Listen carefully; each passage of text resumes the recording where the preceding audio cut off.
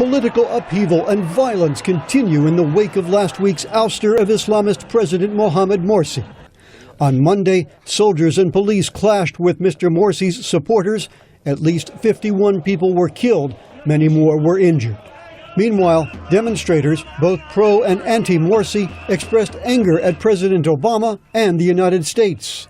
Mr. Obama has said the United States does not support any specific party and favors a return to democracy. They are supporting their interests, and their interests is with the Muslim Brotherhood, because of course there are certain agendas. President Obama and the U.S. Congress face a critical decision, whether to suspend $1.3 billion in military aid to Egypt. U.S. law requires an aid cutoff if a democratically elected government has been overthrown. White House spokesman Jay Carney addressed the issue Monday. I think it would not be in the best interest of the United States to immediately change our assistance programs to Egypt. We think, not just I, but we think that it would not be in the best interest of the United States to do that. We are reviewing our obligations under the law, and we will be consulting with Congress about the way forward with regards to specifically the assistance package that we provide. The U.S. is concerned by the increasing violence, Carney said, and is engaging with key Egyptian counterparts. State Department spokeswoman Jen Psaki said the U.S. has delivered a message to Egyptians. One seemed directed at the Muslim Brotherhood, Mr. Morsi's party. A democratic process is not just about casting your ballot.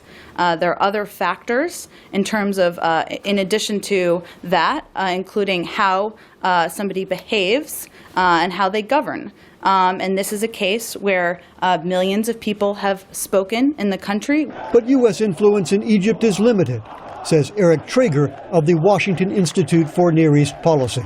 The Muslim Brotherhood is not going to be willing to accept any scenario in which Morsi is not reinstated as president, because they view his ouster as something that was stolen from them. At the same time, the military, by removing Morsi, I think understands very well that it has no choice but to launch a full-out assault on the Brotherhood. And in that kind of situation where both sides are really digging their heels in and have absolutes that are mutually exclusive, it's very, very hard for the United States to exert leverage with either party.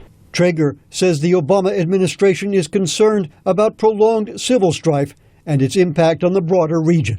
Without a strong U.S. role moving forward, I think that you're going to see things in Egypt become less stable. This is a country that we have a strong alliance with. It's the most populous Arab country. It's a necessity that we do what we can to restore some level of civility as soon as possible. The U.S. administration says it wants a transitional period in Egypt defined by reconciliation rather than reprisals and bloodshed. Dan Robinson, VOA News, the White House.